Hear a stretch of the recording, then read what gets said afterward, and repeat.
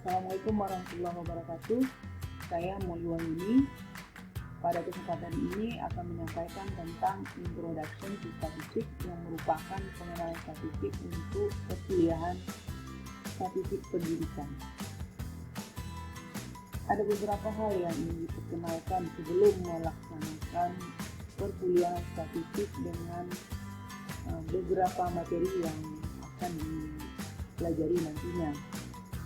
Setidaknya ada beberapa hal yang patut kita pahami, yaitu peran statistik, proses penelitian, terminologi statistik, skala pengukuran, serta pengenalan statistik deskriptif dan inferensial.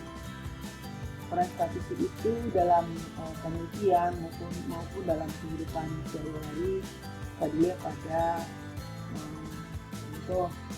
Di sini kita memang fokus untuk menyampaikan bagaimana peran statistik itu dalam penelitian. Nah, ini adalah jenis-jenis penelitian. Jenis penelitian yang melibatkan analisis statistik adalah penelitian kuantitatif, tipe penelitian kuantitatif. Jadi yang saya maksudkan ini adalah jenis proses penelitian yang benar. Dan ini adalah proses dari penelitian itu sendiri, yang mulai dari pertanyaan penelitian sampai pengambilan kesimpulan. Jadi ada beberapa contoh tentang pertanyaan penelitian. Nah, pertanyaan penelitian ini, jadi ini adalah langkah pertama ketika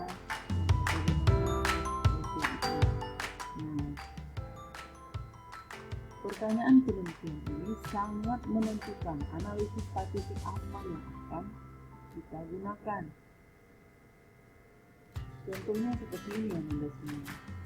Ini adalah beberapa contoh pertanyaan penelitian. Dari pertanyaan inilah nanti kita bisa menggunakan analisis statistik. Oke. Dalam penelitian itu ada yang dinamakan hipotesis. Hipotesis itu adalah kesimpulan sementara dari penelitian yang akan kita lakukan. Ada lagi namanya definisi operasional, variabel dan pemilihan pengukuran. Ini juga penting karena banyak sekali variabel yang ada di dalam pendidikan maupun psikologi yang konsepnya abstrak, sehingga tidak bisa langsung diukur. Disinilah nanti pentingnya proses pengoperasionalan dan pemilihan pengukuran. Ini ada pengukuran konsep yang abstrak. Nah, agar data itu diolah, maka ada beberapa teknik pengukuran yang dapat kita lakukan untuk konsep-konsep yang abstrak. Kemudian memilih suatu desain penelitian. Ketika kita memilih desain penelitian, disinilah kita sudah memutuskan bagaimana mengumpulkan datanya dan bagaimana nanti menganalisis data yang telah kita peroleh. Selanjutnya ada perlakuan untuk mengukur validitas internal dan eksternal. Ini sangat penting dalam sebuah penelitian, terutama penelitian pendidikan ini juga sangat concern dalam hal internal validity maupun external validity. Dalam menganalisis data, ini sangat penting data yang telah digunakan, data yang telah dikumpulkan itu hasilnya diolah, disusun, kemudian diolah. Nah, ada program nanti namanya program SPSS. Jadi kesimpulan dari analisis data kita ini itulah yang merupakan jawaban dari pertanyaan penelitian itu. Jadi dalam penelitian, dalam memilih analisisnya sangat bergantung kepada dua hal, yaitu pertanyaan penelitian dan bagaimana variabel itu. Dalam pengambilan keputusan, ini harus relevan dia dengan keputusan yang kita gunakan. Nah, disinilah nanti kita dapat menyimpulkan berdasarkan hasil analisis. Ini aturan statistik, di mana statistik ini sangat menentukan. Jadi, bagaimana kita melaksanakan proses penelitian.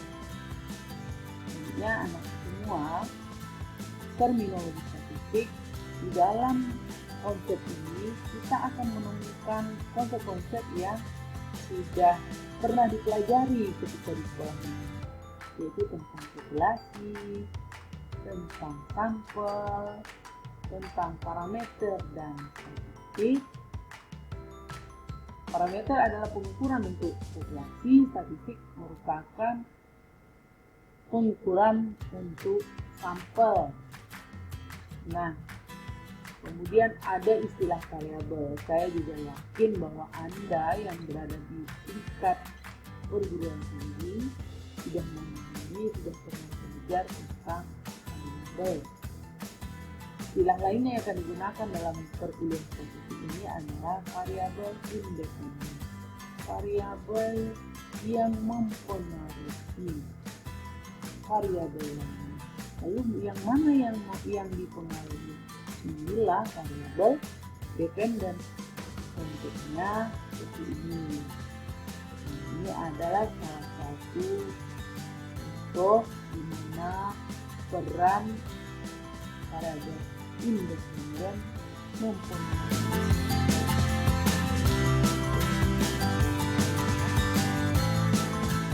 Kemudian ada confounding variabel, namun confounding variabel ini memang Anda tidak banyak digunakan dalam penelitian keputusan hasil.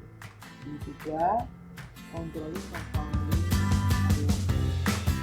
Selanjutnya tentang skala pengukuran. Nah, skala pengukuran variabel itu ada beberapa hal. Nah, ini contoh. Jadi bagaimana yang paling penting kita ketahui adalah pengukuran variabel itu adalah faktor yang sangat penting dalam kita memilih prosedur penelitian. Ada beberapa skala pengukuran, yaitu nominal, ordinal, interval, dan rasio. Nominal itu contohnya Anda semua tentang jenis nama, gender. Jadi laki-laki itu kode 1, perempuan itu kode 2. Nanti data dari kode itu, pengukuran itu yang kita olah dengan di dalam statistik. Kemudian ada ordinal. Skala ordinal ini untuk yang bertingkat. Tingkat itu seperti skala Likert. Kemudian grade gitu ya. Kemudian ada skala interval. Skala interval ini tentang pengukuran suhu dan sebagainya.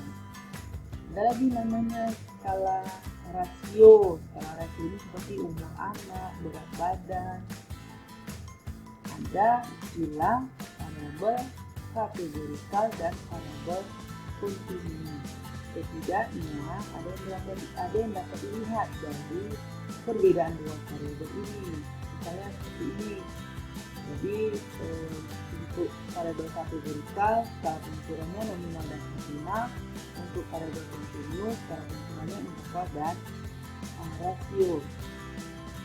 Ini adalah contoh dari level pengukuran suhu, warna, income dari pemain baseball, bola basket. Nah, ini tentang statistik deskriptif juga nanti kita akan akrab dengan beberapa istilah yang ada di dalamnya, seperti mean, median, dan average. Kemudian tentang statistik inferensial. Statistik inferensial ini digunakan untuk mengatur kondisi dinamika yang akan datang, salah satunya. Nah, di sini kita dapat melihat pengaruh variabel bebas terhadap variabel terikat, atau istilah variabel independen terhadap variabel dependen. Nanti analisisnya menggunakan statistik inferensial. Nah, demikian beberapa hal tentang konsep-konsep yang perlu Anda ketahui mengenai statistik. Di pertemuan berikutnya kita akan membahas, saya akan memandu Anda melalui video ini tentang pengenalan terhadap SPSS untuk pertemuan kedua nanti. Oke anak-anak semua, terima kasih atas perhatiannya. Mohon maaf atas segala kekurangan. Wabillahi taufiq wal hidayah. Assalamualaikum warahmatullahi wabarakatuh.